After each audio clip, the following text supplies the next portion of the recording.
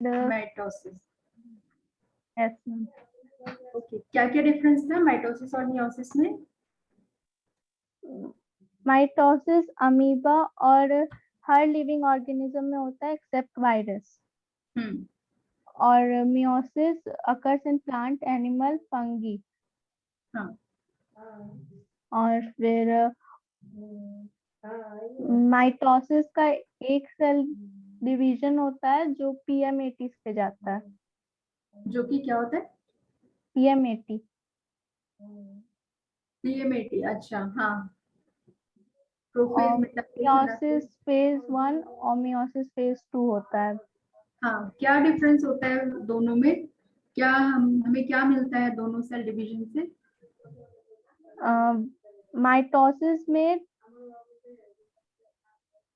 2n से 2n मिल जाता है, मतलब एक सेल से 2 सेल मिलता है, और मियोसिस में 2 सेल से 4 सेल मिल जाता है।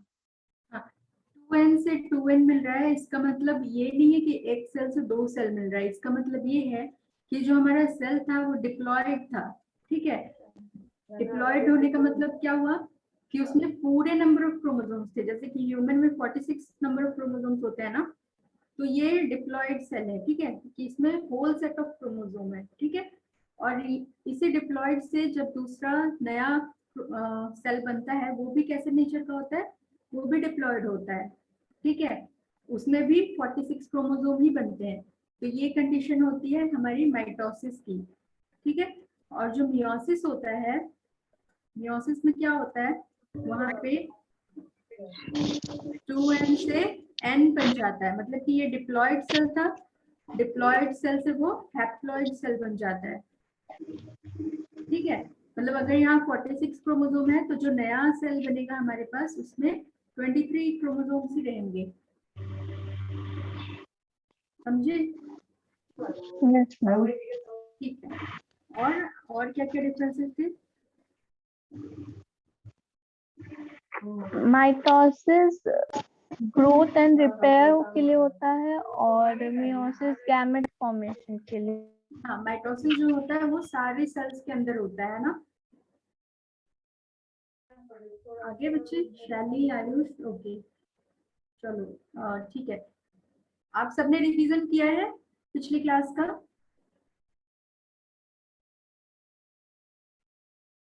आयुष, आपने अपने पढ़ा? आप शायद बीच में चले गए थे क्लास छोड़कर, क्या हो गया था? मैम एक्चुअली टैब में क्लास करते हैं ना, तो टैब हैंग करने लगा था, तो फिर अच्छा अच्छा, कोई बात नहीं, चलो। तो आपने फिर बाद में देखा हमने क्या पढ़ाया था? यस मैम, लेक्चर तो देखा था। तो समझ में आया था माइटोसिस, मियोसिस, ये सब समझ में आ गया था, सेल डिवीजन? यस मैम, थोड़ा थोड़ा ट्राई किए थे समझने का। अच्छा, तो कहाँ पे नहीं समझ में आया आपको? मैम ऑलमोस्ट सारा पार्ट्स मैंने देख लिया था, आपने जो जो पढ़ाया था। तो अभी क्लियर है ना आपको? माइटोसिस, मियोसिस पूरा क्लियर है, कहाँ कहाँ होता है, कैसे होता है? Yes ma'am. ठीक है। तो आज हम सेल ऑर्गेनेल्स को स्टार्ट करते हैं। सेल ऑर्गेनेल्स में भी हमने एंडोप्लाज्मिक रेटिकुलम को पढ़ लिया था, ठीक है। एंडोप्लाज्मिक रेटिकुलम के बारे में क्या क्या पढ़ा था, आप बता सकते हो?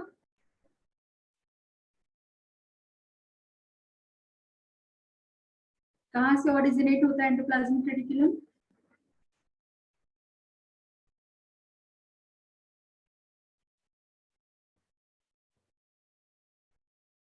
कहाँ से ओरिजिनेट होता है एंडोप्लाज्मिक रेटिकुलम?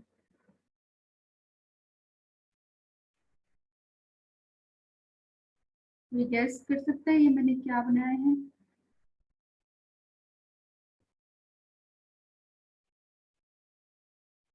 Endoplasmic reticulum. और ये ऊपर क्या बनाया है मैंने?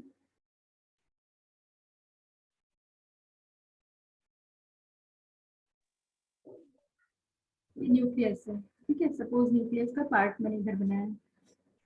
तो जो हमारा एंडोप्लाज्मिक रेटिकुलम होता है वो न्यूक्लियस से ही ओरिजिनेट होता है, ठीक है।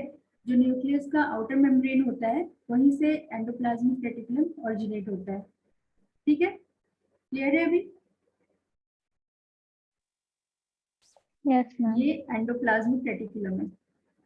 एंडोप्लाज्मिक रेटिकुलम कितने टाइप्स के होते हैं? क्या क्या पढ़े थे हमने? 3 टाइप्स पढ़े थे। किस किस फॉर्म में हमें मिलता है? ट्यूबुलर फॉर्म में मिलता है और वेसिकल्स फॉर्म में मिलता है एंड सबसे कॉमन सिस्टर्नी के फॉर्म में मिलता है ना? ये एंडोप्लाज्मिक रेटिकुलम है और इसके ऊपर ये क्या है? ये ऐसे छोटे छोटे आपको क्या दिख रहे हैं? इसे क्या कहते हैं हम? क्या कहते हैं जो प्रोटीन सिंथेसाइज करता है ना, ये क्या होता है?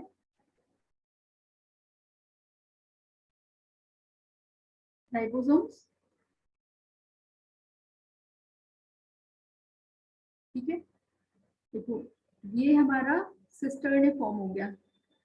ये जो आपको सैक लाइक स्ट्रक्चर दिख रहा है, एक के ऊपर एक अरेंज्ड है, इसे हम सिस्टर्न कहते हैं। ठीक है, ये क्या होते हैं? एक दूसरे से हमेशा कनेक्टेड होते हैं। देखो यहाँ पे कनेक्टेड दिख रहा है, इस तरीके से एक दूसरे के ऊपर अरेंज्ड होते हैं एंड कनेक्टेड होते हैं। ठीक है, कुछ एंडोप्लाज्मिक रेटिकुलम इस तरीके से ट्यूब्यूल्स के फॉर्म में भी मिलते हैं हमें,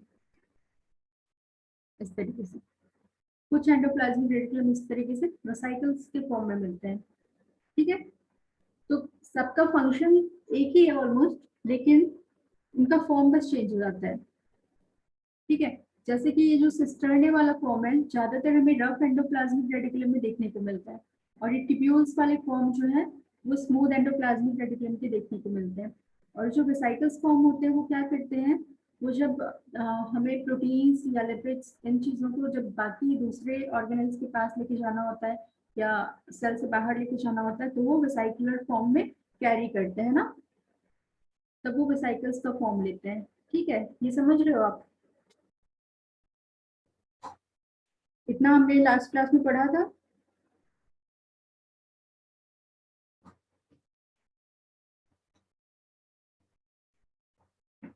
क्या क्या टाइप्स होते हैं एंडोप्लाज्मिक रेटिकुलम के? Rough endoplasmic reticulum and smooth endoplasmic reticulum. Rough endoplasmic reticulum क्या करता है? आयुष आप बताओ।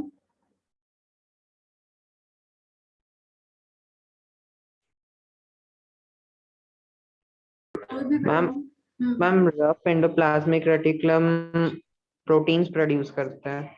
हाँ, प्रोटीन सिंथेसाइज करता है। क्यों, कैसे करता है?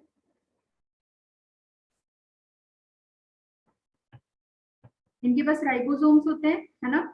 Yes ma'am. राइबोसोम्स हेल्प करते हैं उनको प्रोटीन सिंथेसाइज करने के लिए।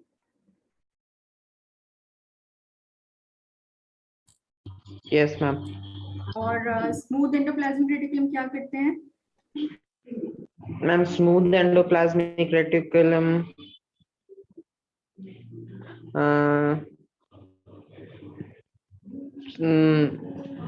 मैम नहीं पता।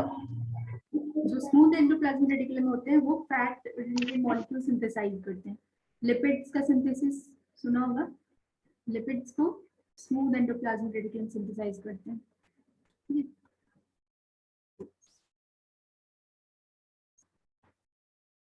जैसे कि हमारी बॉडी में हार्मोन्स होते हैं, है ना? तो हार्मोन्स किस फॉर्म में होते हैं? फैट मॉलिक्यूल्स के फॉर्म में ही होते हैं। ठीक है, तो इनकी सिंथेसिस कौन करता है? Smooth endoplasmic reticulum. और जो एंजाइम्स होते हैं वो प्रोटीन्स के फॉर्म में होते हैं, तो इनका सिंथेसिस कौन करता है? Rough endoplasmic reticulum. ठीक है, एक सबसे एंडोप्लाज्मिक रेटिकुलम की फीचर होती है कि इट शोज बायोजेनेसिस। बायोजेनेसिस क्या होता है?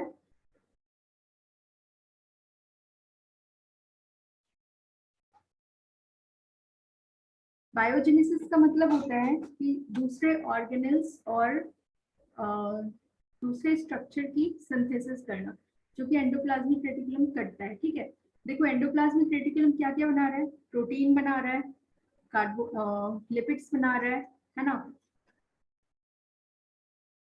ये तो ये सारे स्ट्रक्चर्स क्या करते हैं हमारे, ये सारे स्ट्रक्चर्स दूसरे स्ट्रक्चर्स की फॉर्मेशन में हेल्प करते हैं। जितने भी हमारे ऑर्गेनेल्स है या हमारा प्लाज्मा मेम्ब्रेन है वो किन चीजों से बना है, जो हमने अभी लास्ट प्रीवियस क्लासेस में प्लाज्मा मेम्ब्रेन के बारे में पढ़ा था ना, कि वो लेयर किस चीज का बना होता है, प्रोटीन का, कार्बोहाइड्रेट का एंड लिपिड्स का, है ना। तो जो एंडोप्लाज्मिक रेटिकुलम होते हैं वो प्रोटीन, लिपिड ये सब सिंथेसाइज कर रहे हैं। तो फाइनली वो कंपाउंड्स, ये मॉलिक्यूल्स क्या करते हैं, दूसरे प्लाज्मा मेम्ब्रेन और इन सबको बनाने में हेल्प करते हैं, ठीक है। It shows biogenesis means it helps in the formation of plasma membrane.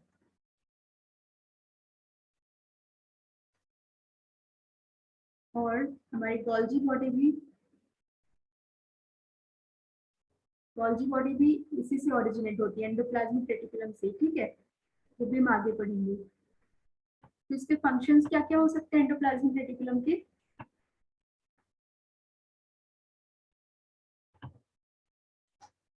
इसके फंक्शन क्या क्या हो जाएंगे।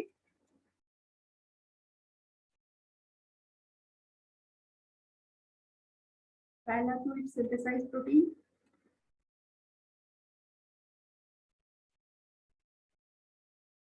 and lipids also, or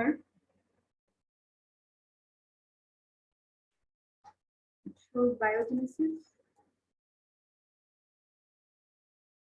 third क्या हो जाएगा, ये बहुत सारे सेल्स के अंदर क्या करते हैं, डिटॉक्सिफिकेशन का काम करते हैं। डिटॉक्सिफिकेशन का मतलब, देखो हम कोई ड्रग्स लेते हैं, ठीक है, तो उनके पार्टिकल्स जो भी रहते हैं तो उनको डिटॉक्सिफाई करने का काम भी हमारा एंडोप्लाज्मिक रेटिकुलम करता है। ये मेनली हमारे लिवर सेल्स में प्रेजेंट होते हैं, ठीक है। लिवर सेल्स में क्या करते हैं, डिटॉक्सिफिकेशन का काम करते हैं।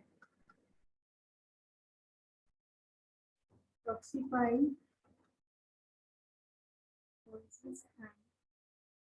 ड्रग्स।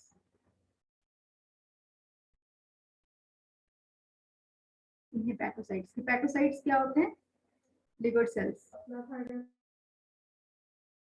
ठीक है। अभी तक हमने देखा था कि ये प्रोटीन और लिपिड को सिंथेसाइज करते हैं, ये कार्बोहाइड्रेट्स के मेटाबॉलिज्म में भी हेल्प करते हैं। It is also responsible for metabolism of carbohydrates, ठीक है। ये हमारे एंडोप्लाज्मिक रेटिकुलम के फंक्शन होते हैं। ये क्लियर है सभी को। Yes ma'am. Ma'am last point show करिएगा ना।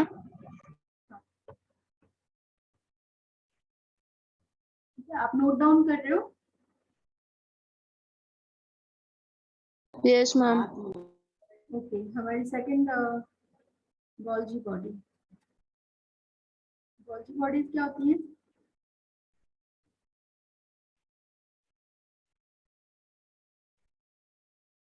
इन्हें हम गोल्जी apparatus भी कहते हैं ना। किसने नाम दिया था गोल्जी बॉडी का, साइंटिस्ट थे जिन्होंने इसे डिस्कवर किया था, डिस्कवर्ड बाय कैमिलियो गोल्जी, ठीक है। इन्हीं के नाम से इसका नाम गोल्जी बॉडी पड़ा है।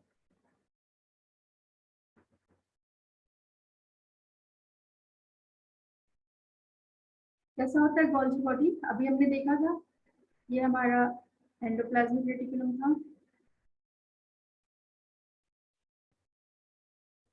ये कैसा था, एक दूसरे से कनेक्टेड होता है ना।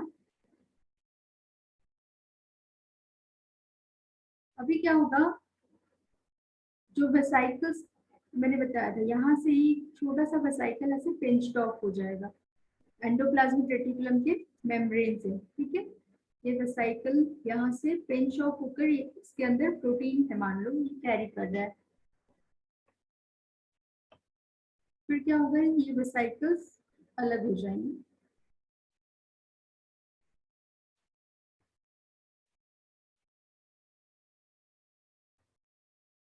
अभी क्या होगा, ये हमारी गोल्जी बॉडी है।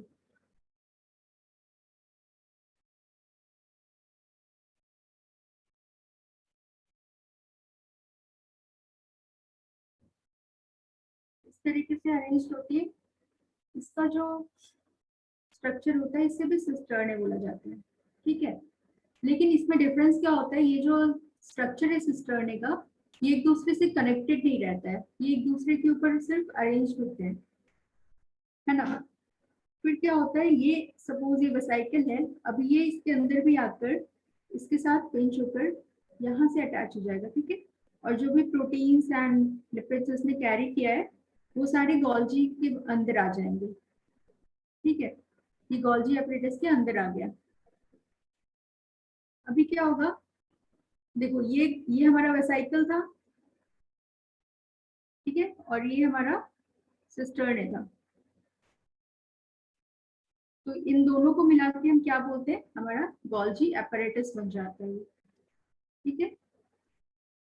ये हमारा गोल्जी एपरेटस हम इसे बोलते हैं, इन दोनों को मिला के। और ये जो एंडोप्लाज्मिक रेटिकुलम के साइड वाला फेस है इसे हम सिस फेस बोलते हैं, एंड इधर वाला फेस जो होता है वो ट्रांस फेस होता है। देखो एंडोप्लाज्मिक रेटिकुलम में क्या हो रहा था ना, कि वो ओरिजिनेट तो हो रहा था न्यूक्लियर मेम्ब्रेन से, ठीक है, बट ये लास्ट कहाँ पे होता है, ये लास्ट होता है हमारे प्लाज्मा मेम्ब्रेन पे, ठीक है। ये हमेशा याद रखना, क्योंकि ओरिजिनेट होता है न्यूक्लियर मेम्ब्रेन से एंड एंड होता है हमारा प्लाज्मा मेम्ब्रेन पे। और जो गोल्जी बॉडी है इसका जो एंडोप्लाज्मिक रेटिकुलम वाला पार्ट होता है, इस साइड इसका फेस इसे सिस कहते हैं, एंड उसके अपोजिट वाला ये ट्रांस फेस होता है, ठीक है। तो ये प्रोटीन मॉलिक्यूल्स यहाँ आते हैं, लिपिड्स जो भी है गोल्जी के अंदर आता है। गोल्जी बॉडी क्या काम करता है, वो लाइक एक तरीके का पोस्ट ऑफिस है, समझो जिस तरीके से पोस्ट ऑफिस में काम होता है ना, सेम काम गोल्जी बॉडी करता है। वो क्या करता है कि कोई भी प्रोटीन आया, फैट आया, ठीक है, तो उससे उसे क्या करेगा, वो मॉडिफाई करेगा। मॉडिफिकेशन का मतलब लाइक केमिकल मॉडिफिकेशन हो सकता है, ठीक है, कि अभी जो प्रोटीन बना है वो नेव है, मतलब कि उसके अंदर अभी कोई फंक्शन नहीं है, वो सिर्फ एक प्रोटीन मॉलिक्यूल है, ठीक है। उसमें फंक्शन कब ऐड होगा, जब गोल्जी बॉडी उसमें मॉडिफिकेशन करेगा तब वो प्रोटीन फंक्शनल होगा, ठीक है। तो ये जो मॉडिफिकेशन का काम होता है ये कौन करता है, गोल्जी बॉडी करता है। उसको मॉडिफाई करता है, देन उसे अच्छे से पैक करता है, एंड देन उसको दूसरे ऑर्गेनेल्स एंड मेम्ब्रेन्स के पास उसको ट्रांसपोर्ट करता है। तो ये तीन काम करते हैं, मॉडिफिकेशन, पैकेजिंग एंड ट्रांसपोर्टेशन, ठीक है। किनका, प्रोटीन्स का करेंगे, लिपिड्स का करेंगे, कार्बोहाइड्रेट्स को करेंगे, सबको मॉडिफाई करेंगे एंड दूसरे सेल्स के पास भेजेंगे। समझ रहे हो। जैसे पोस्ट ऑफिस में क्या होता है, लेटर्स आते हैं, देन हम उस पर स्टैंप लगाते हैं, एड्रेस जो होता है वो चिपकाते हैं, फिर हम उसे पोस्ट करते हैं, है ना। सेम फंक्शन हमारा गोल्जी एपरेटस कर रहा है, ठीक है।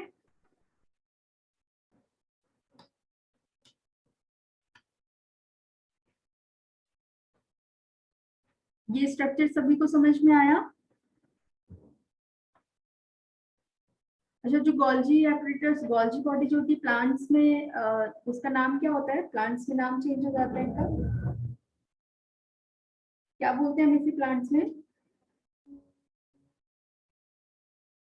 प्लास्टिक, नहीं ल्यूकोप्लास्ट, नहीं, ये प्लास्ट्रेट्स एंड ल्यूकोप्लास्ट ये तो अलग ही ऑर्गेनेल्स है ना, वो सिर्फ प्लांट सेल्स में पाए जाते हैं। पर गोल्जी बॉडी तो एनिमल सेल्स में भी मिलता है, प्लांट सेल्स में भी मिलता है। प्लांट सेल्स में इसे डिक्टियोजोम्स बोलते हैं, ठीक है। हमारा पॉइंट था पहला कि डिस्कवर किया था कैमिलियोलॉजी में। ये कैसा होता है? ये मेम्ब्रेन बाउंड सेल ऑर्गेनेल होता है।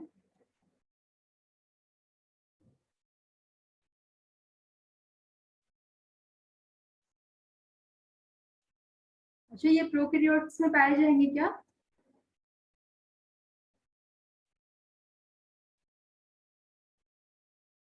प्रोकैरियोट्स में नहीं मिलते हैं, है ना? सिर्फ यूकैरियोट्स में मिलते हैं। ठीक है, प्लांट्स में इनका नाम हो जाता है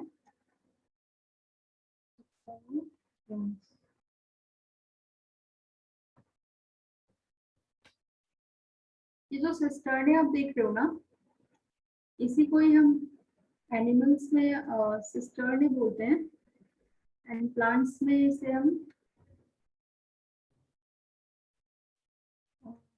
बोलते हैं।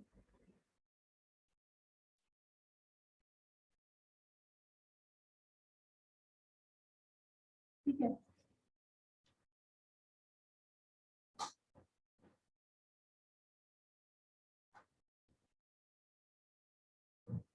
क्लियर है सबको?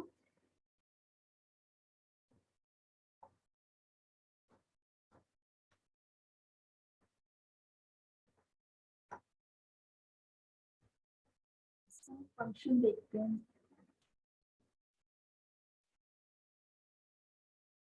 क्या क्या करते हैं? अभी मैंने बताया 3 काम क्या क्या कर रहे थे हमारे Golgi body. Storage, modification and packaging. हाँ,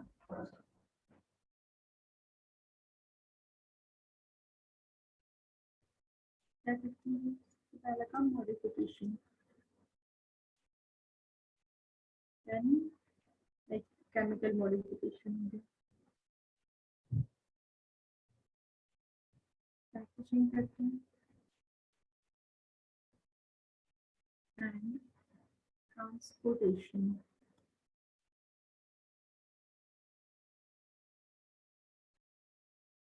इसका और materials like protein, lipids, and carbohydrates। ठीक है,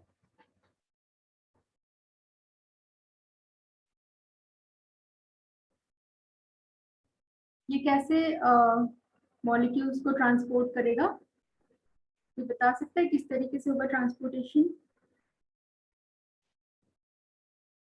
ट्रांसपोर्टेशन के लिए ना सेम जैसे यहाँ से मॉलिक्यूल्स निकला था ना, उसी तरीके से यहाँ भी एक पिंच होकर इस तरीके से रिसाइकल फॉर्म होगा एंड जो हमारा मॉडिफाइड प्रोटीन है वो सारे यहाँ से रिसाइकल के फॉर्म में निकल जाएंगे। ठीक है,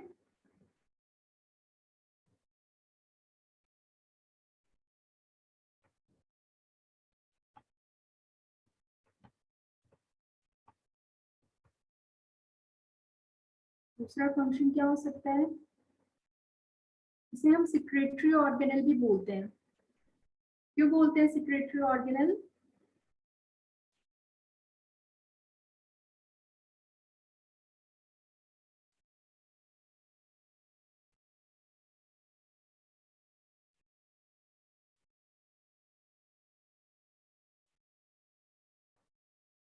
सेल सिक्रेशन में हेल्प करता है ये।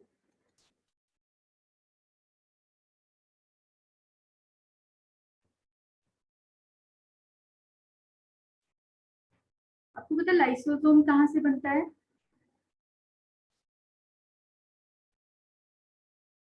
लाइसोसोम पता है किधर से बनता है?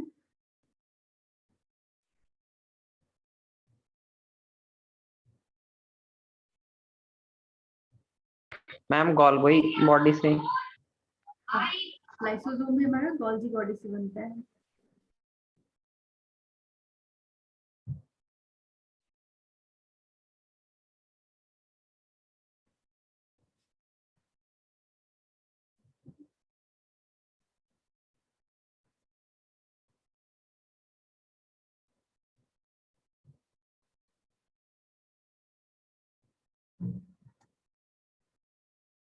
अच्छा, प्लांट सेल्स में इनका क्या काम होता है?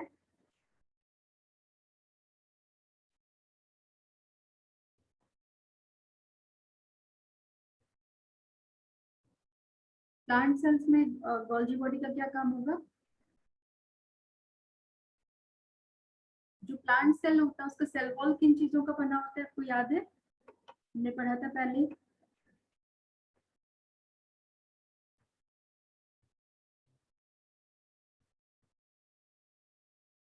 Ma'am cellulose.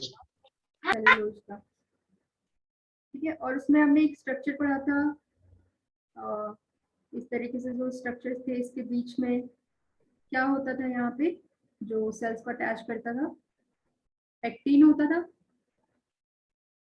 Calcium and magnesium पेक्टेट्स का होता था ना, जो फ्रूट्स राइप होने के बाद ये क्या होते थे, लूज हो जाते थे, जिनसे फ्रूट्स पक जाते थे। याद आ रहा है कुछ? Yes pectin, ma'am. है ना। तो प्लांट सेल्स में क्या करते हैं कि ऑलमोस्ट 80% काम इनका क्या होता है कि ये पेक्टिन्स एंड पॉलीस्टार्च बनाने में हेल्प करते हैं, ठीक है, जो कि फाइनली सेल वॉल बनाने में हेल्प करता है ना। प्लांट सेल्स,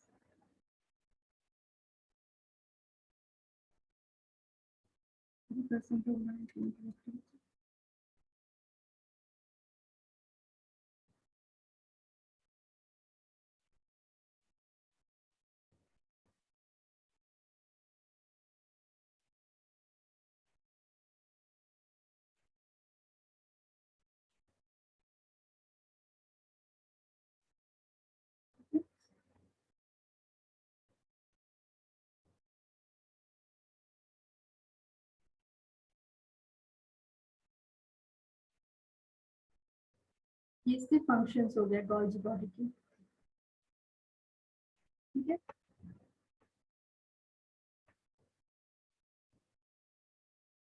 नेक्स्ट हमारा सेल ऑर्गेनेल में लाइसोसोम। लाइसोसोम क्या होता है?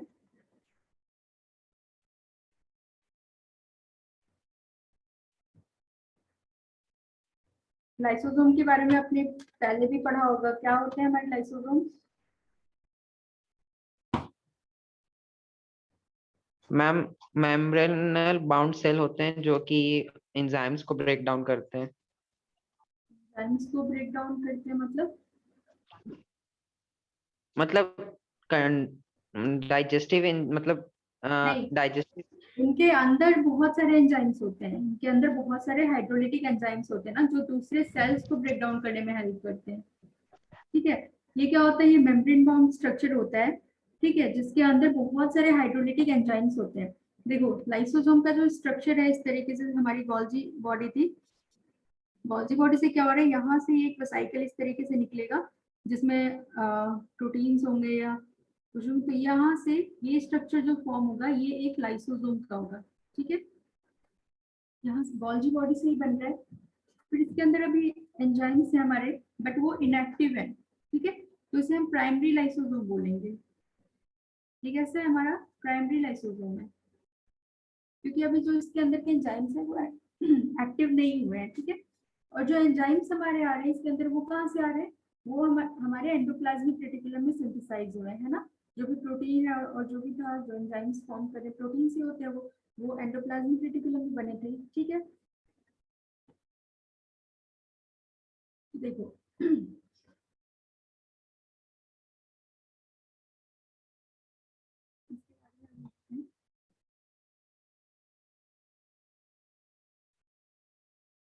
यहाँ पे देखो, आपको एक डायग्राम मैंने लिया समझाने के लिए।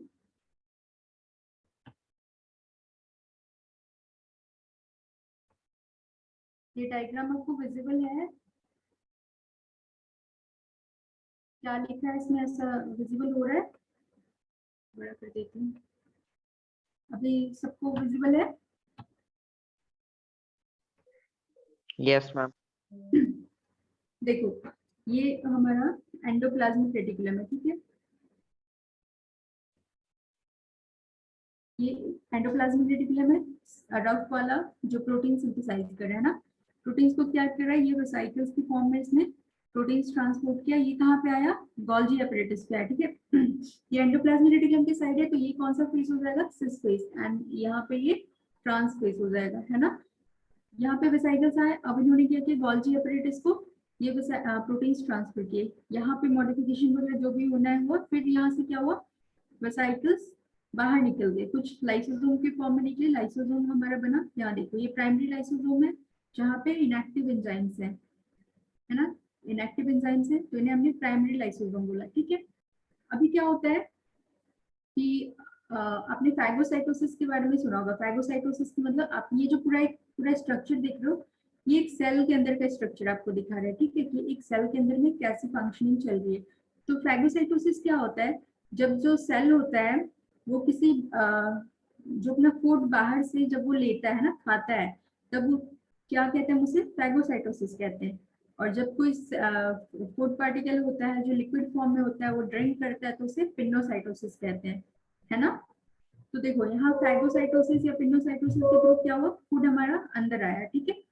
अभी ये यहाँ पे इस तरीके से एक फैगोजोम बन जाएगा, यहाँ पे फूड अंदर आ चुका है, ये फैगोजोम हो जाएगा, ठीक है, फैगोजोम कहेंगे इसे हम। ये फैगोजोम क्या करेगा, इस लाइसोजोम के साथ कंबाइन करेगा एंड क्या बनाएगा, फैगोलाइसोजोम। ये जो लाइसोजोम आप देख रहे हो यहाँ पे ऊपर, ये दोनों मिलकर बन चुका है फैगोलाइसोजोम, ठीक है। फिर क्या करेगा, जो डाइजेस्टिव एंजाइम्स इसके अंदर प्रेजेंट हैं हमारे लाइसोसोम्स के अंदर, वो धीरे धीरे क्या करेंगे, इस फूड पार्टिकल को डाइजेस्ट कर देंगे, है ना। एंड जो डाइजेस्टिव पार्ट हमारा निकलेगा, जो भी इंपॉर्टेंट न्यूट्रिएंट्स निकलेंगे, वो सारे साइटोप्लाज्म में चले जाएंगे। फिर कुछ क्या होंगे, कुछ रेसिड्यूज निकलेंगे, है ना, वेस्ट मटेरियल जो होंगे वो निकलेंगे, वो क्या करेंगे, वो रेसिड्यूअल बॉडी फॉर्म कर लेंगे, ठीक है। यहाँ तक सबको क्लियर है, ठीक है। तो देखो ये फैगोसोम जो बन रहे हैं, इसे हम क्या कहते हैं, सेकेंडरी लाइसोसोम, सेकेंडरी लाइसोसोम इसे बोलते हैं, ठीक है। एंड हमारे थर्ड फॉर्म होता है रेसिडुअल बॉडी का, जो भी वेस्ट मटेरियल बनता है वो क्या होता है, हमारा रेसिडुअल बॉडी, ठीक है। फिर एक और टाइप का लाइसोसोम होता है हमारा, जिसे हम कहते हैं ऑटोलाइसोसोम, ठीक है। वो कैसे होता है, ऑटोफैगी आपने सुना होगा। ऑटोफैगी क्या होता है, मतलब जो सेल होती है, जब वो खुद खुद के अंदर मतलब जो सेल ऑर्गेनेल्स होते हैं, एक ऐसी बॉडी जो हमारे सेल ऑर्गेनेल्स को ही खा ले, है ना, तो उसे उस प्रोसेस को हम कहते हैं ऑटोफैगी, ठीक है। ये क्लियर है सभी को।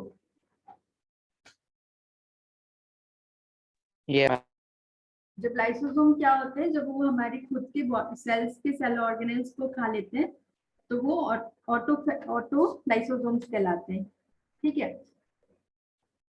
इसको मैं आपको डिटेल में समझाती हूँ।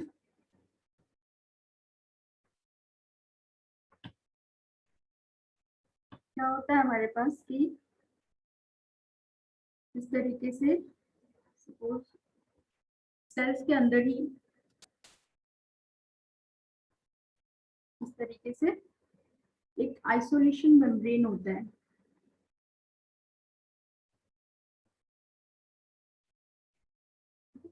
मैं आपको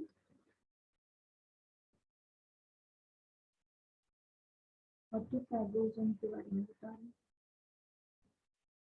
एक मेम्ब्रेन है सपोज, इस तरीके से फ्री स्ट्रक्चर है मेम्ब्रेन, जिसे हम आइसोलेशन मेम्ब्रेन या फैगोपोर भी बोलते हैं, ठीक है। फैगोपोर भी नहीं बोला चाहते। ये क्या करते हैं, जो भी हमारे ओल्ड सेल्स हो गए, कुछ ओल्ड सेल ऑर्गेनल्स हैं, या फिर कोई ऐसा अनयूज प्रोटीन पार्टिकल्स है, या कोई भी ऐसा मॉलिक्यूल्स है जिससे हम अनवांटेड है ना, उन्हें क्या करेंगे, ये जो फैगोपोर होंगे वो धीरे धीरे एनगल्फ करना स्टार्ट करेंगे, cell organelles, protein particles and unwanted molecules जो भी होंगे उन्हें एनगल्फ करेंगे, और इस तरीके से एक डबल मेम्ब्रेन बॉडी बना देंगे एंड अपने अंदर सबको एनगल्फ कर लिया। तो इसे हम क्या कहते हैं, इसे ऑटोफैगोसोम बोलते हैं,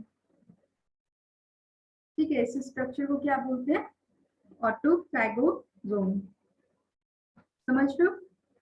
फिर ये क्या होता है कि हमारे लाइसोसोम के साथ कंबाइन कर जाता है, लाइसोसोम आते हैं। फाइनली लाइसोसोम को आना पड़ेगा उन्हें डिस्ट्रॉय करने के लिए, क्योंकि हाइड्रोलिटिक एंजाइम्स तो लाइसोसोम के पास है ना। फिर आकर वो साथ में इस तरीके से यहाँ लाइसोसोम आ गए एंड इनको ये पूरा डाइजेस्ट करना स्टार्ट कर देंगे। ठीक है, तो इस तरीके से ऑटोलाइसोसोम ये बना देता है। ये एक प्रोसेस होता है जिससे वो क्या करते हैं कि अपने ही सेल ऑर्गेनेल्स को वो खा जाते हैं। ठीक है, तो इस प्रोसेस को हम बोलते हैं ऑटोफैगोसोम। ठीक है, और लाइसोसोम को सुसाइडल बैग भी बोला जाता है। क्यों बोला जाता है मैम? क्योंकि वो अपने हाँ, क्योंकि क्योंकि वो अपने ही सेल ऑर्गेनेल्स को खा जाते हैं। हाँ देखो, अपने ही सेल ऑर्गेनेल्स को खा गए, इसे तो ऑटोफैगोसोम इस टर्म को हमने ऑटोफैगोसोम बोल दिया। एंड सुसाइडल बैग इसलिए बोलते हैं क्योंकि क्या होता है, कभी कभी जो हमारा लाइसोसोम होता है वो बर्स्ट हो जाता है ना, फट जाता है। फटने की वजह से क्या होगा कि उनका पूरा हाइड्रोलिटिक एंजाइम बाहर आ जाएगा, पूरे सेल में फैल जाएगा, है ना। और धीरे धीरे फिर क्या होगा, वो सारे ऑर्गेनेल्स एंड जितने भी साइटोप्लाज्म एंड जितने भी मॉलिक्यूल्स हैं हमारे सेल के अंदर, सबको ही वो धीरे धीरे डाइजेस्ट कर देगा। ठीक है, तो इसी वजह से उनको सुसाइडल बैग बोला जाता है।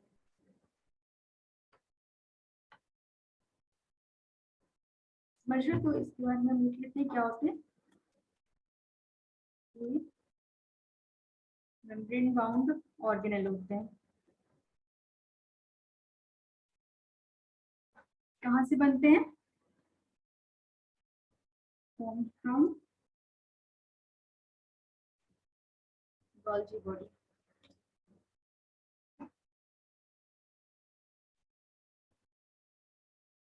लाइसोसोम्स के अंदर क्या होते हैं? contain hydrolytic enzymes. कोई नाम बता सकते हो आप किसी हाइड्रोलाइटिक एंजाइम्स का? Like proteases. प्रोटीएजेस कौन सा ग्रुप होता है? वो ग्रुप ऑफ एंजाइम्स होते हैं जो प्रोटीन्स को डाइजेस्ट करते हैं। ठीक है, प्रोटीन्स को डाइजेस्ट करेंगे। अमाइलेजेस होते हैं। अमाइलेजेस किस पे काम करेंगे? कार्बोहाइड्रेट्स पे। ये कार्बोहाइड्रेट्स को डाइजेस्ट करेंगे। ठीक है, फिर हमारे न्यूक्लियसेस होते हैं, वो न्यूक्लिक एसिड को डाइजेस्ट करते हैं। न्यूक्लिक एसिड क्या क्या होता है? न्यूक्लिक एसिड का बता सकते हो किसे कहते हैं न्यूक्लिक एसिड? जो भी डीएनए है, आरएनए है, ये सारे हमारे न्यूक्लिक एसिड है ना। तो उनको डाइजेस्ट करने वाले एंजाइम्स को क्या बोलते हैं? न्यूक्लियेजेस। ठीक है, और जो लिपिड्स को डाइजेस्ट करेंगे उन्हें क्या बोलेंगे? लाइपेज। जो लिपिड्स को डाइजेस्ट करेंगे। ठीक है, ये सारे टाइप्स के हाइड्रोलिटिक एंजाइम्स यहाँ पे मिलते हैं।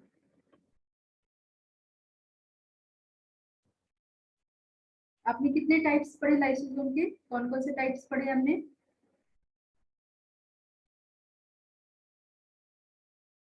प्राइमरी लाइसोसोम पढ़ा आपने?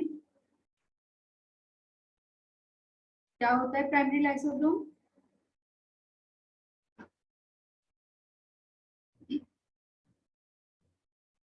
क्या होता है प्राइमरी लाइसोसोम?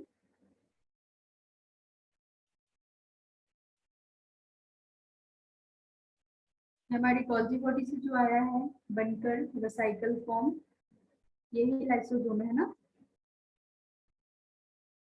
इसे हम प्राइमरी लाइसोसोम कहते हैं। ठीक है,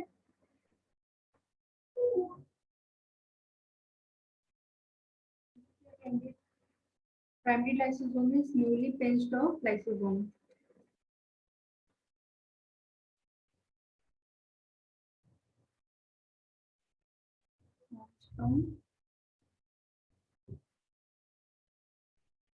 Golgi body it has inactive enzymes. फिर दूसरा फॉर्म होता है हमारा सेकेंडरी लाइसोसोम।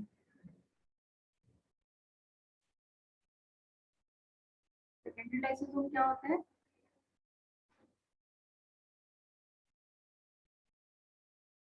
ये बनता है फ्यूजन ऑफ फैगोसोम विद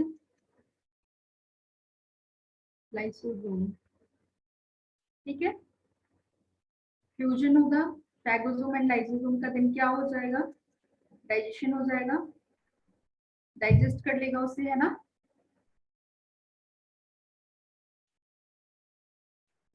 फिर क्या होगा?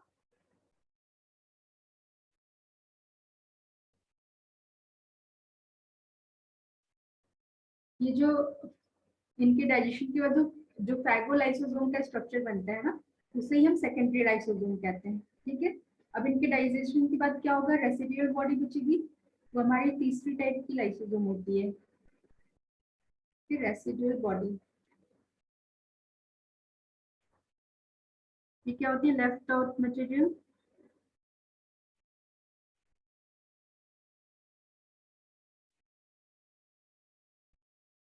लेफ्ट आउट फूड पार्टिकल्स या वेस्ट मटेरियल कह लो, है ना।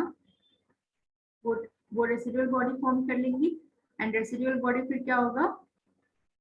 एक्सोसाइटोसिस से वो बाहर चली जाएंगी। एक्सोसाइटोसिस होगी एंड क्या होगा? वो बॉडी के बाहर चली जाएंगी। ठीक है, ये आपने पढ़ा है ना लाइसोसोम किस तरीके से काम करता है, फैगोसाइटोसिस कैसे होती है, फिर एक्सोसाइटोसिस कैसे होती है, पता है आपको ये?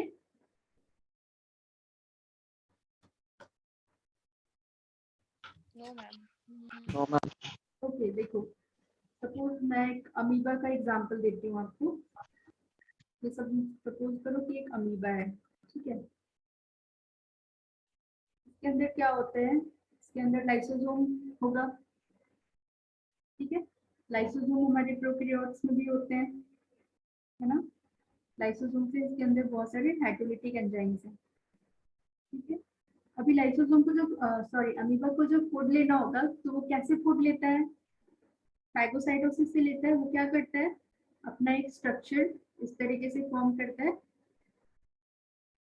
इस तरीके से अपने सूडोपोडिया को यूज करता है फूड लेने के लिए ना। सपोज ये फूड पार्टिकल है, ये फूड है, तो वो इस तरीके से सूडोपोडिया को पास में ले जाएगा और फूड को अपने अंदर एनगल्फ कर लेगा, है ना। फूड पार्टिकल आ गया। यहाँ पे वैक्यूल्स प्रेजेंट होते हैं लाइसोसोम में, ठीक है। वैक्यूल्स प्रेजेंट होंगे तो वो क्या करेंगे? धीरे धीरे ये जो लाइसोसोम होगा यहाँ जाकर ये दोनों मिलकर क्या बनाएंगे? फैगोसोम, ठीक है। एंड लाइसोसोम भी जब इन पे एक्ट करेगा तो ये क्या बन जाएगा? पूरा फैगोलाइसोसोम।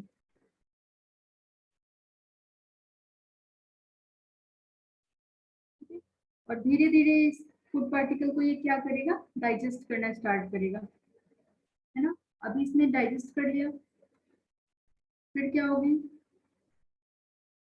ये हमारी रेसिडुअल बॉडी बन जाएगी, ठीक है।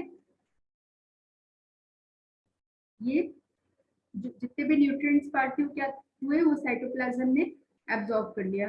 बाकी जो हमारा रेसिडुअल बॉडी बच गया जिसमें वेस्ट पार्ट है, ठीक है। अब इसकी एक्सोसाइटोसिस कैसे होगी? ये जो हो रहा था इसे हम फैगोसाइटोसिस कह रहे थे। फैगोसाइटोसिस जिसके थ्रू अमीबा फूड लेता है ना। फूड इनटेक का प्रोसेस फैगोसाइटोसिस था। अभी एक्सोसाइटोसिस कैसे होगी? ये जो आपका रेसिडुअल पार्ट है ये धीरे धीरे क्या करेगा? प्लाज्मा मेम्ब्रेन के पास आएगा, ठीक है। और प्लाज्मा मेम्ब्रेन में इस तरीके से एक स्ट्रक्चर बन जाएगा और ये सारे रेसिडुअल पार्ट्स को बाहर भेज देगा, ठीक है। ये हमारा प्लाज्मा मेम्ब्रेन था। तो ये जो प्रोसेस हुआ इसे हम एक्सोसाइटोसिस बोलते हैं, ठीक है। अभी क्लियर हुआ आपको फैगोसाइटोसिस और एक्सोसाइटोसिस? और देखो सेल ईटिंग जो होता है इसे हम फैगोसाइटोसिस बोल रहे हैं, और जो सेल ड्रिंकिंग होता है ना, कोई अगर मान लो लिक्विड फूड आ रहा है तो क्या करेगा, सेल ड्रिंक करेगा, तो उसे हम पिनोसाइटोसिस कह देंगे। ठीक है, क्लियर है ये? अब देखो फंक्शंस लिख लेते हैं हम लाइसोसोम की। फंक्शंस क्या क्या हो जाएंगे? सबसे पहले तो ये क्या कर रहा है, डाइजेशन करता है ये, है ना, डाइजेशन ऑफ मैक्रोमोलिक्यूल्स, जो भी प्रोटीन्स फैट्स ये सब है ना, इन सबको डाइजेस्ट करता है। प्रोटीन्स फैट्स ये कार्बोहाइड्रेट सारे आ जाएंगे। ठीक है, दूसरा फंक्शन क्या होता है कि सेल मेम्ब्रेन के रिपेयर में भी हेल्प करता है, रिपेयर करने में हेल्प करता है। तीसरा फंक्शन हो जाएगा, एक टर्म आपने सुना होगा metamorphosis, role in metamorphosis. Metamorphosis क्या होती है?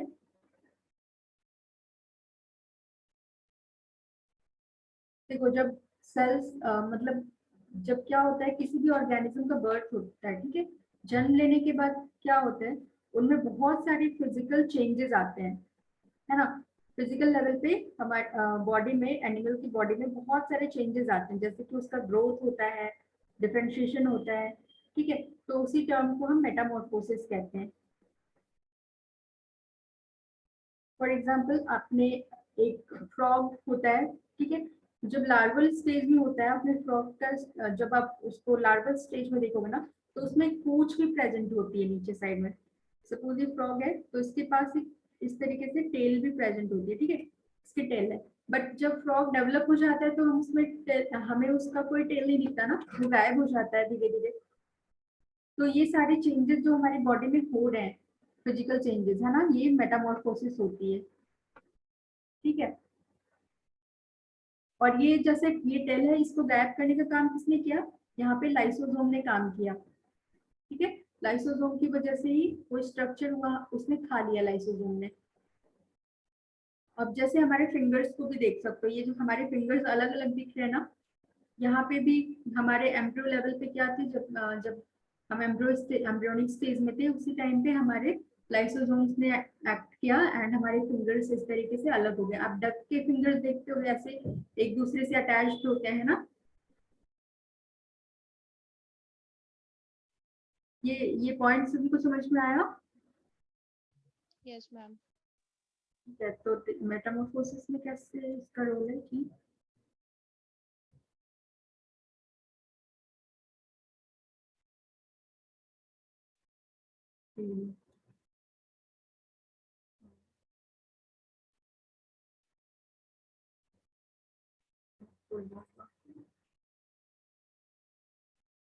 तो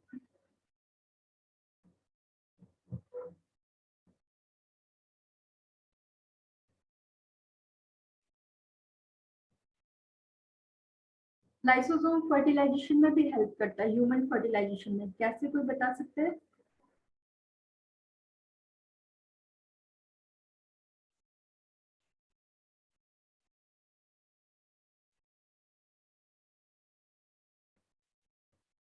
ये सपोज एक स्पर्म है, इसका जो ये हेड पार्ट है ना, यहाँ पे लाइसोसोम एंजाइम्स होते हैं, लाइसोसोम्स होते हैं। ठीक है, वो क्या करते हैं, जब ये ओवम से कंबाइन करते हैं, यहाँ पे ओवम है, सपोज यहाँ पे एक स्पर्म आया, ये जो ओवम की वॉल होती है, इसे हाइड्रोलाइज करने का काम कौन करता है? ये लाइसोसोम करता है। ठीक है, ये ओवम है, ये स्पर्म है, तो फ्यूजन किसकी वजह से हो रहा है? भाई हाइड्रोलाइसिस। हाइड्रोलाइसिस का मतलब है कि जो जो वॉल होती है ना, उसे तोड़ना, उसे हाइड्रोलाइज करना। एंजाइम्स जो होते हैं उनके प्रेजेंस में वो टूटता है, तो क्या होता है, वाटर मॉलिक्यूल्स भी रिलीज होते हैं। ठीक है, जब कोई भी स्ट्रक्चर टूटेगा तो क्या होगा, साथ में वाटर मॉलिक्यूल्स भी रिलीज होंगे, तो इसे हम हाइड्रोलिसिस कहते हैं। ठीक है। और वो हाइड्रोलिसिस क्यों हो रही है, क्योंकि वो जो एंजाइम्स प्रेजेंट है वो हाइड्रोलिटिक एंजाइम्स हैं, ठीक है, जो वाटर के प्रेजेंस में काम करते हैं और उसको तोड़ते हैं तो वाटर मॉलिक्यूल भी रिलीज होता है ना, समझ रहे हो? किसी भी Yes, स्ट्रक्चर ma'am. को तोड़ना लाइसिस होती है, ठीक है। तो ये आपने समझा कि फर्टिलाइजेशन में कैसे हेल्प कर रहा है lysosome.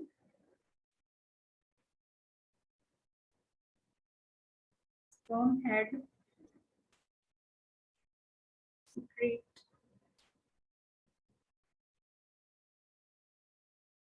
lysosomal enzyme।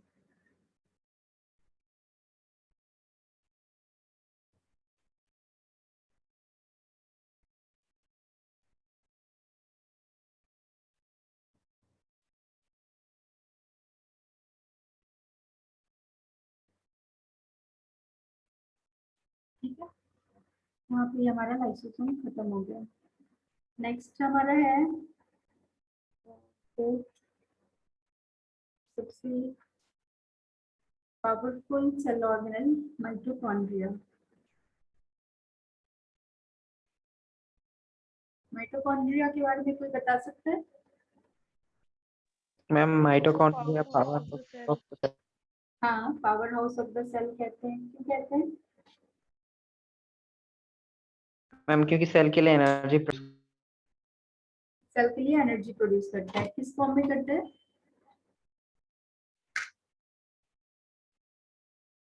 ATP.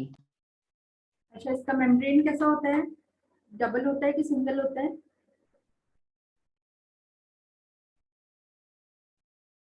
Ma'am, single. नहीं, इसका मेम्ब्रेन डबल लेयर होता है, ठीक है। Mitochondria and cytoplasm, sorry, chloroplast. Mitochondria and chloroplast दो ऐसे ऑर्गेनेल्स हैं जिनके पास डबल लेयर मेम्ब्रेन होता है, ठीक है।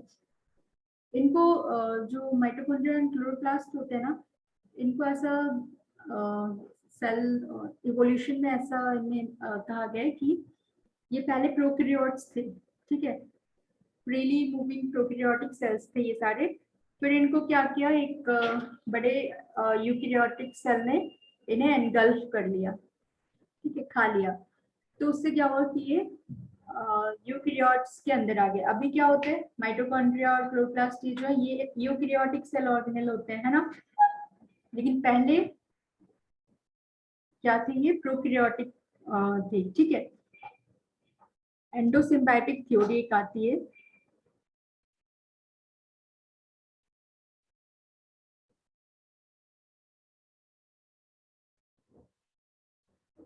थ्योरी में क्या कहा गया है, इस थ्योरी में ये बताया गया है कि सपोज मान लो ये पहले बैक्टीरिया था, ये कैसा बैक्टीरिया था, ये एरोबिक प्रोकैरियोट्स थे,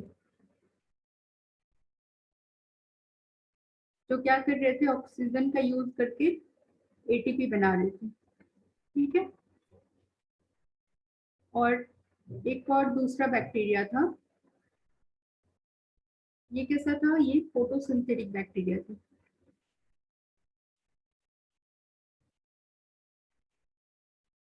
ये क्या कर रहे थे, ये लाइट का यूज करके अपना फूड बना रहे थे, है ना, फोटोसिंथेसिस कर रहे थे ये।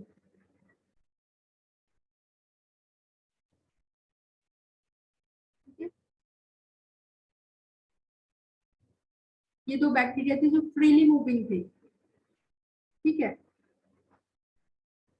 जैसे कि ये एक साइनोबैक्टीरिया जो होते हैं, ब्लू ग्रीन एल्गे, सुना होगा आप लोगों ने, वो कैसे होते हैं, वो फोटोसिंथेसिस कर सकते हैं, है ना। तो इन्हें क्या किया, एक बड़े हेट्रोकैरियोटिक यूकैरियोटिक सेल आए, उसने क्या किया, इसको डाइजेस्ट कर लिया, इन दोनों को, इन दोनों को खा लिया। ये देखो, ठीक है, ये क्या था, ancestor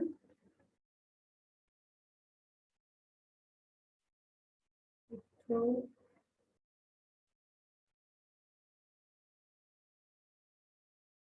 हेटरोट्रॉफिक का मतलब क्या होता है? हेटरोट्रॉफिक का मतलब जो अपना खाना खुद नहीं प्रिपेयर कर सकते, है ना।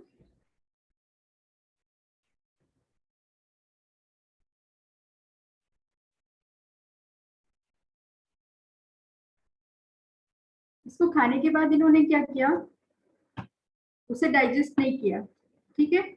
ये दोनों डाइजेस्ट नहीं हुए, बल्कि ये क्या करने लगे, ये दोनों ही इस यूकैरियोटिक बैक्टीरिया सेल के साथ सिम्बायोटिक एसोसिएशन में रहने लगे, ठीक है। मतलब ये दोनों इनको फायदा देने लगे, इनसे ये फायदा लेने लगे, है ना। सिम्बायोटिक एसोसिएशन क्या होता है, एक दूसरे के ऊपर डिपेंड होकर रहना, है ना, एक दूसरे से ही फायदा लेना, ठीक है। तो ये दोनों क्या करने लगे, यूकैरियोटिक बैक्टीरिया सेल के साथ सिम्बायोटिक एसोसिएशन में रहने लगे। तो यही हमारी एंडोसिम्बायोटिक थ्योरी बताती है, ठीक है। समझा आप लोगों ने ये थ्योरी क्या कहती है?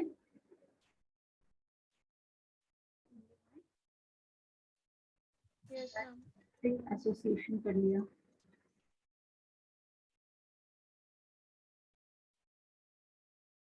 तो एंडोसिम्बायोटिक थ्योरी क्या हो जाएगी?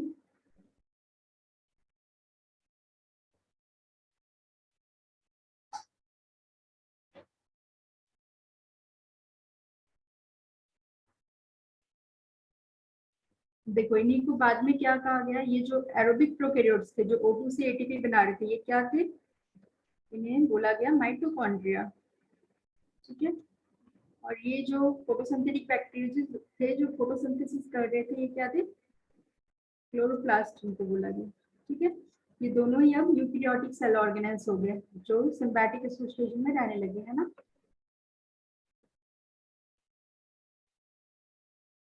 तो ये थ्योरी क्या कहती है कि क्लोरोप्लास्ट एंड माइटोकॉन्ड्रिया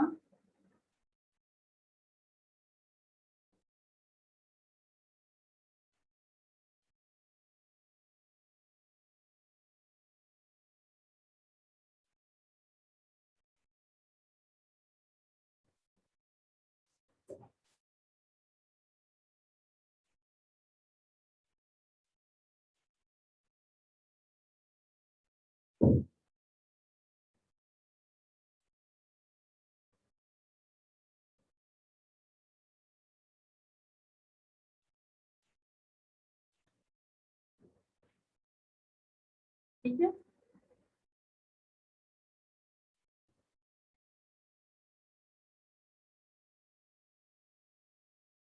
इसी टर्म को बोला गया है a cell within a cell, या माइटोकॉन्ड्रिया के लिए यूज करते हैं, ठीक है। A cell within a cell कहते हैं। इसका मतलब क्या है, इस लाइन का मतलब,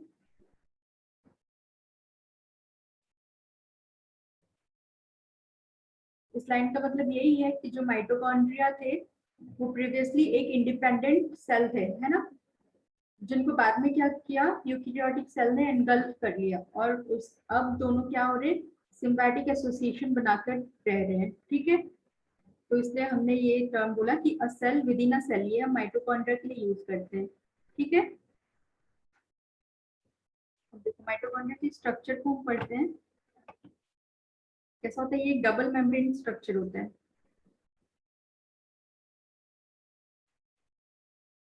तो ये जो अंदर फोल्ड्स होते हैं ना, हम क्या बोलते हैं,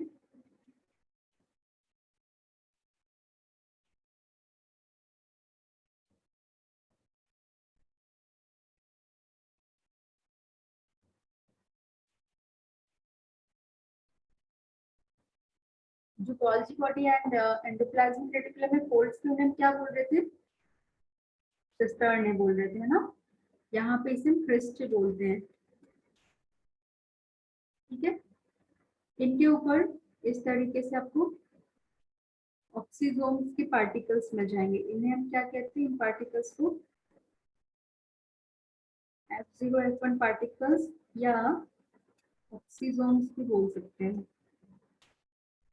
ठीक है। इसके अंदर पूरी जो ये होती है मैट्रिक्स फिल्ड होती है, ठीक है। इस तरीके से हमें यहाँ पे सर्कुलर डीएनए भी देखने को मिलता है। सर्कुलर डीएनए होता है, इसमें छोटे छोटे राइबोसोम्स भी होते हैं इसके अंदर। ये देख रहे हो आप, ये सेल, आपको ये कंप्लीट पूरा सेल लाइक स्ट्रक्चर ही दिख रहा होगा, है ना। इसके अंदर डीएनए भी है, इसके अंदर राइबोसोम्स भी हैं। ऐसा हमें किसी दूसरे ऑर्गेनल्स में नहीं देखने को मिला है ना। इसलिए इसे क्या बोलते हैं हम, इसलिए इसे हम सेमी ऑटोनोमस बॉडी भी बोलते हैं, क्योंकि इनका खुद का डीएनए भी होता है, इनका खुद का राइबोसोम भी है, और ये सेल्फ प्रोड्यूसिंग भी होते हैं। माइटोकॉन्ड्रिया अपने आप को खुद से प्रोड्यूस भी कर सकते हैं, इन्हें कोई भी सेल डिवीजन या ऐसी कोई जरूरत नहीं पड़ती है, खुद से अपने आप को ये डिवाइड कर लेते हैं। ठीक है, जैसे बैक्टीरिया होते हैं, बैक्टीरिया भी क्या कैसे होते हैं, खुद से डिवाइड हो जाते हैं। उसी तरीके से हमारा माइटोकॉन्ड्रिया भी खुद से डिवाइड हो जाता है। ठीक है, ये राइबोसोम्स हो गए। किस टाइप का राइबोसोम्स इसमें मिलेगा, 70s टाइप का, है ना, जो बैक्टीरियल सेल्स में हमें मिलता है। ठीक है, देखो सर्कुलर डीएनए है, सर्कुलर डीएनए भी प्रोकैरियोट्स में होते हैं, राइबोसोम्स भी प्रोकैरियोट्स में होते हैं। समझ रहे हो, ये हमारा क्या होता है, ये हमारा आउटर मेम्ब्रेन होता है। दो मेम्ब्रेन होते हैं इसके पास, ये वाला पार्ट हमारा इनर मेम्ब्रेन होता है, और जो ये बीच वाला स्पेस होता है इसे हम क्या बोलते हैं,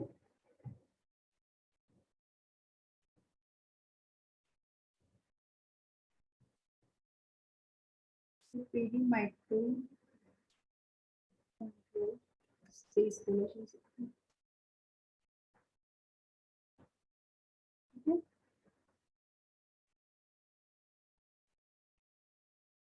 सेल माइटोकॉन्ड्रिया स्ट्रक्चर सभी को क्लियर है माइटोकॉन्ड्रिया का।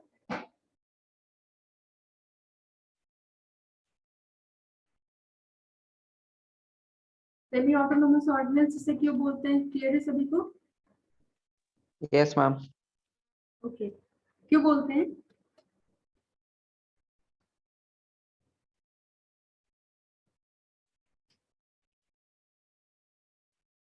क्यों बोलते हैं इसे सेमी ऑटोनोमस। मैम की मैम इसको सेल ऑर्गेनल इसीलिए बोल।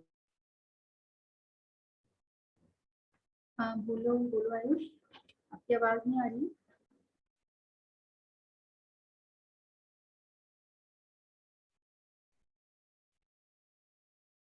ठीक है, तो इसलिए बोलते हैं क्योंकि इनके पास खुद का डीएनए, खुद का राइबोसोम होता है, और ये खुद प्रोटीन भी सिंथेसाइज कर सकते हैं, एंड ये खुद सेल्फ रिप्रोड्यूसिंग भी होते हैं, है ना। इसके स्ट्रक्चर में हमने क्या देखा था, इसके स्ट्रक्चर में हमने देखा था कि डबल लेयर मेम्ब्रेन होता है।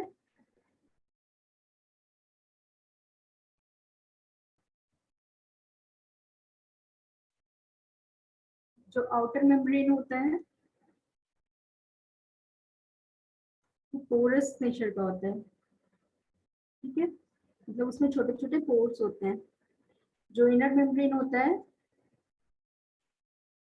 इनर मेम्ब्रेन कैसा होता है, वो डीपली फोल्डेड होता है ना, जिसे हम क्या कहते हैं, क्रिस्टे। ठीक है, ये जो क्रिस्टे ऐसे क्रिस्टे फोल्ड्स करके रहते हैं, इसकी वजह से क्या होता है, जो हमारा सरफेस एरिया होता है इनर मेम्ब्रेन का, वो ज्यादा हो जाता है। ठीक है, surface area of inner membrane is more than surface area of outer membrane। ठीक है, ये हमेशा याद रखना कि जो अंदर का जो सरफेस एरिया होता है अंदर के मेम्ब्रेन का, वो हमेशा ज्यादा होगा आउटर मेम्ब्रेन से। ठीक है,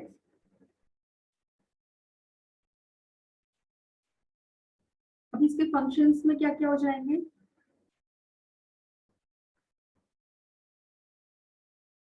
देखो सबसे मेन फंक्शन तो होता है कि इट सिंथेसाइजेस एटीपी, है ना।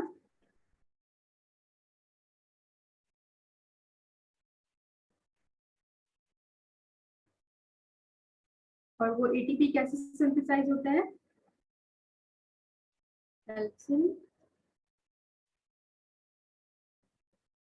Cellular respiration. सेलुलर रेस्पिरेशन जो होते हैं वो भी क्या होता है मैं समझाऊंगी, इसमें हेल्प करते हैं। देखो सेलुलर रेस्पिरेशन वैसे आपके हायर क्लासेस के टॉपिक हैं, 10th में आप पढ़ोगे, बट शॉर्ट में मैं आपको बताती हूँ कि होता क्या है। सपोज आपने खाना खाया, ठीक है, जो भी खाना खाया हमने, फूड पार्टिकल जो भी खाया, उससे क्या होगा, हमारी बॉडी ने उसको डाइजेस्ट किया, है ना, डाइजेशन होगा फूड का, और मॉलिक्यूल्स रिलीज हो जाएंगे, लाइक प्रोटीन्स मिल गया आपको, कार्बोहाइड्रेट्स मिल गया, ठीक है, इस तरीके से फैट्स मिल गए, ये सारे मॉलिक्यूल्स आपको मिलेंगे डाइजेशन के बाद, है ना। फिर क्या होगा इनका, सपोज कार्बोहाइड्रेट से आपको क्या मिला, ग्लूकोज, ठीक है, ग्लूकोज, ये सब हमारे सेल्स के अंदर काम हो रहे हैं, ठीक है, ये सारे काम हमारे सेल लेवल पे हो रहे हैं। ये काम जो हमारा होगा साइटोसोल में होगा। साइटोसोल क्या होता है, साइटोप्लाज्म से अगर हम सेल ऑर्गेनेल्स को निकाल दें तो बाकी जो फ्लूइड बचता है उसे साइटोसोल कहते हैं, ठीक है। साइटोसोल में क्या होगा, जो ये ग्लूकोज हमारे पास है वो क्या होगा, पायरुविक एसिड में कन्वर्ट होगा, ठीक है। अब इस पायरुविक एसिड को तोड़ने के लिए फर्दर हमें ऑक्सीजन की जरूरत होगी, ठीक है। साइटोसोल में हमारे पास ऑक्सीजन नहीं है तो भी वो चलो टूट गया, लेकिन अभी यहाँ पे हमें ऑक्सीजन की जरूरत होगी, और ऑक्सीजन हमें कहाँ मिलेगा, ये अब साइटोसोल के अंदर से, सपोज ये माइटोकॉन्ड्रिया के अंदर चला गया है, ठीक है, ये हमारा माइटोकॉन्ड्रिया है। यहाँ पे ऑक्सीजन क्या होगा, ऑक्सीजन की प्रेजेंस में पायरुविक एसिड टूटेगा, ठीक है, टूट कर उसने एसिटाइल कोई ऐसा कंपाउंड बनाया कोई, ठीक है। अब ये क्या होगा, यहाँ पे ये जो माइटोकॉन्ड्रिया का मैट्रिक्स पार्ट है, सपोज ये मैट्रिक्स पार्ट है, ठीक है, यहाँ से क्या होगा, इस मैट्रिक्स पार्ट में क्या हो रहा है, ये जो एसिटाइल को है वो क्रेब्स साइकिल परफॉर्म करेगी, ठीक है, और क्रेब्स साइकिल परफॉर्म करने के बाद हमें NADH मिलेगा, ये सारे इलेक्ट्रॉन कैरियर्स हैं, ठीक है, NADH, FADH2, अभी इतने कंफ्यूज मत होना क्योंकि अभी इनकी जरूरत नहीं है आपको, बस ये समझ लो कि सारे क्या है, एनर्जी मॉलिक्यूल्स हैं, इलेक्ट्रॉन कैरियर्स हैं जो इलेक्ट्रॉन्स को कैरी कर रहे हैं, है ना। इलेक्ट्रॉन्स क्या करेंगे, फर्दर जाके हमारा ATP फॉर्मेशन में हेल्प करेंगे, ठीक है। तो ये यहाँ पे मैट्रिक्स के अंदर क्या हुआ, माइटोकॉन्ड्रिया के मैट्रिक्स के अंदर क्रेब्स साइकिल परफॉर्म हुई, और ये क्रेब्स साइकिल से NADH और FADH2 में मिला, और जो ये हमारा माइटोकॉन्ड्रिया का डबल मेम्ब्रेन स्ट्रक्चर था ये इस तरीके से, ठीक है, इस तरीके से डबल मेम्ब्रेन स्ट्रक्चर है। तो जो इसका बीच वाला स्ट्रक्चर है, जो ये पेरीप्लाज्मिक स्पेस है ना, ये क्या है, पेरीमाइटोकॉन्ड्रियल स्पेस है। यहाँ पे क्या होगा, इसके अंदर इस तरीके से आपको फोल्ड्स दिख रहे थे क्रिस्टे वाले, जहाँ पे क्या प्रेजेंट थे, ऑक्सीजोम्स प्रेजेंट थे, F1 पार्टिकल, ATP सिंथेज में हम ये कहते हैं, ठीक है। वो फर्दर क्या करेंगे, यहाँ पे ATP सिंथेज की मदद से वो क्या करेंगे, ADP को ATP में कन्वर्ट करेंगे, ठीक है। फाइनल हमें क्या चाहिए, ATP चाहिए, ATP जनरेट करना है माइटोकॉन्ड्रिया को, है ना। तो ATP जनरेट फाइनली माइटोकॉन्ड्रिया के अंदर हो रहा है। तो ये क्लियर हुआ आपको कि ये सेलुलर रेस्पिरेशन का प्रोसेस हो किस तरीके से रहा है, समझ में आया।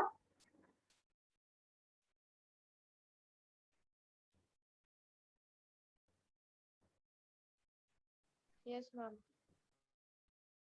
ठीक है, और ये जो यहाँ पे जो इस बीच वाले स्पेस में हुआ था, यहाँ इसे हम क्या कहते हैं, इलेक्ट्रॉन ट्रांसपोर्ट चेन, ठीक है, इलेक्ट्रॉन का ट्रांसपोर्ट होता है, और फाइनली वो इलेक्ट्रॉन्स क्या कर रहे हैं, हमारे ADP को ATP में कन्वर्ट कर रहे हैं।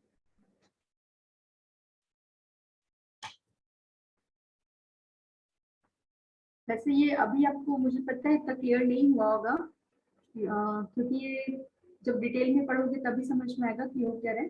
बट सिंपली आप इतना समझो कि जो भी हमारा फूड पार्टिकल्स था उससे हमने एनर्जी लिया, ग्लूकोज के फॉर्म में हमारे बॉडी में आया वो, ठीक है। ग्लूकोज के फॉर्म में हमने उसको डाइजेस्ट करके ग्लूकोज के फॉर्म में कन्वर्ट किया फूड को। फिर क्या हुआ, ग्लूकोज वो वापस अभी हमारे साइटोप्लाज्म के अंदर प्रेजेंट है ग्लूकोज, है ना। उसको उसको क्या किया गया, पायरुविक एसिड में कन्वर्ट हुआ वो, ठीक है। फिर आगे का काम माइटोकॉन्ड्रिया करेगा। वही पायरुविक एसिड क्या होता है, माइटोकॉन्ड्रिया के अंदर चला जाता है, और माइटोकॉन्ड्रिया के अंदर क्या होता है, ऑक्सीजन होता है, ठीक है। तो ऑक्सीजन के प्रेजेंस में ये जो पायरुविक एसिड है वो टूटेगा, ठीक है, ऑक्सीडेशन होगा। एंड फिर बहुत सारे साइकिल्स चलेंगे, लाइक क्रेब्स साइकिल हुआ, इलेक्ट्रॉन ट्रांसपोर्ट चेन हुआ, इन सब के थ्रू होते हुए मॉलिक्यूल्स क्या है, धीरे धीरे धीरे धीरे करके वो एटीपी में कन्वर्ट हो जाएंगे, ठीक है। तो ये हमारे माइटोकॉन्ड्रिया का काम होता है। दो मेन फंक्शन होंगे कि वो एटीपी सिंथेसाइज करता है एंड वो सेलुलर रेस्पिरेशन में हेल्प करता है ना।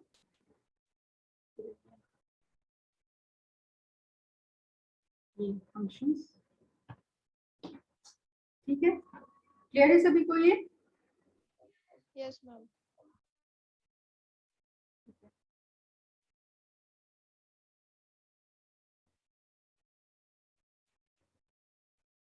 ठीक है, तो आप इन सब का और डिटेल्स थोड़े पढ़ के आना, है ना, अगली क्लास में। चलो यहाँ पे हम खत्म करें। क्लियर, सभी को समझ में आया ना जो मैंने आज पढ़ाया? Yes ma'am. Yes ma'am. ठीक है, चलो, thank you class. Thank you ma'am.